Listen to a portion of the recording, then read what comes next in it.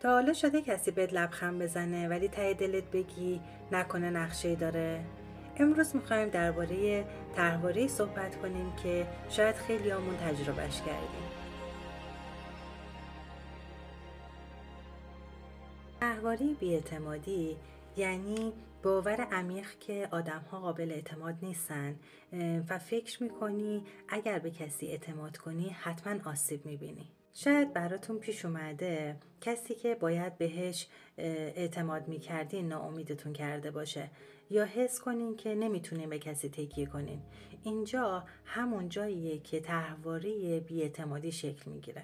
طرحواره بی‌اعتمادی فقط روابط شخصی رو تحت تاثیر قرار نمیده، بلکه تو تصمیم گیری ها، شغل و حتی درک احساسات خودمون هم تاثیر میذاره.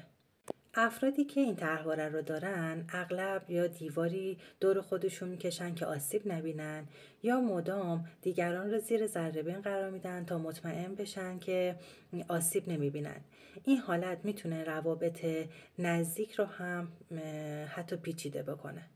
شناخت طرحواره ها بهمون کمک میکنه تا ذهن و هیجاناتمون رو متعادل نگه داریم و تو شرایط سخت هم بتونیم کنترلشون کنیم. وقتی ذهن ما تحت تاثیر این طرحواره‌ها قرار میگیره، بعضی وقتها حتی شادی واقعی رو هم کامل نمیتونه تجربه کنه. یعنی بی‌اعتمادی قوی میشه و ترس و اضطراب بزرگ میشن و شادی کوچیک میمونه. جالبه بدونی وقتی ما طرد میشیم یا بهمون خیانت میشه، مغز همون بخشی رو فعال میکنه که موقع درد جسمی فعال میشه. بیایید چند تا تمرین ساده بگم که میتونه کمکتون کنه.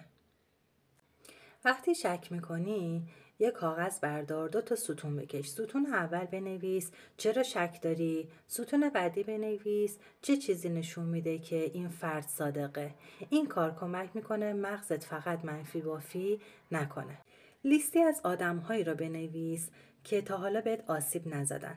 مرور همین آدم‌های سالم باعث میشه که فقط روی خاطرات بد قفل نکنی.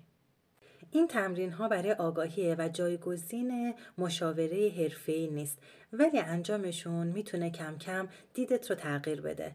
حالا به خودت نگاه کن، آخرین باری که حس کردی بهت خیانت کرده کی بوده؟ تجربت رو با من به اشتراک بذار.